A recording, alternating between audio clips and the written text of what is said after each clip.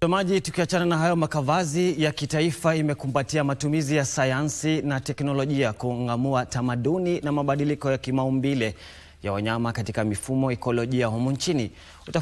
Utafiti wa Daktari Pauline Mbatha ambaye ni mtaalamu wa visukuku katika makavazi ya kitaifa umegeuza Kenya kuwa kitovu cha utafiti wa ndovu na wazao wake, huko watafiti mbalimbali kutoka duniani kote wakifika humu nchini kujifunza mabadiliko ya kimaumbile ya wanyama hao. Dr. Pauline Mbatha, mtafiti katika idara ya sayansi ya dunia katika makavazi ya kitaifa humu nchini, ameshirikiana na chuo kikuu cha Helsinki, Finland, ambapo amepiga hatua kubwa katika utafiti wa visukuku. Utafiti wake unaangazia kuelewa maumbo ya mifupa ya tembo na kuchunguza jinsi viumbe hawa walivyoweza kuhimili mabadiliko ya kimazingira kwa miaka mingi. My research is about Proboscidean, and I'm trying to reconstruct the past using the postcranial bone.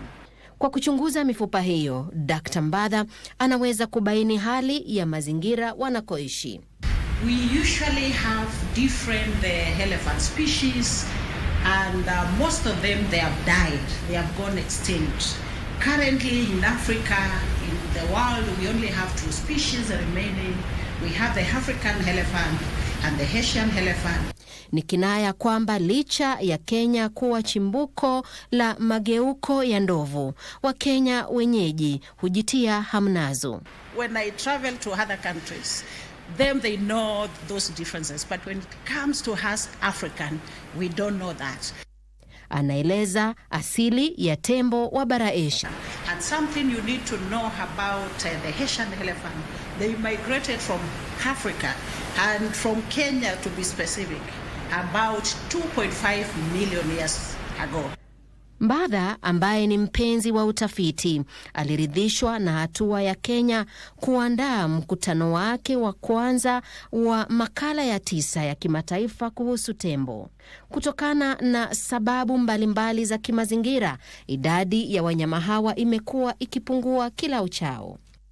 Always there's that danger, but we hope technology like now what is being done with the Sudan and all that, we can keep them going.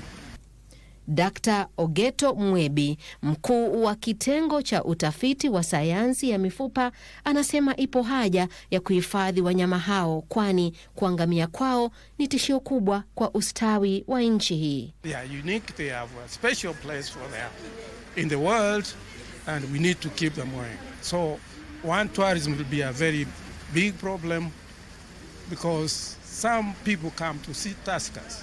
If they are no longer there, then that revenue gets lost, and then again we are losing our heritage. Sheila Kayaro Yogo nikiripotia runinga ya KBC.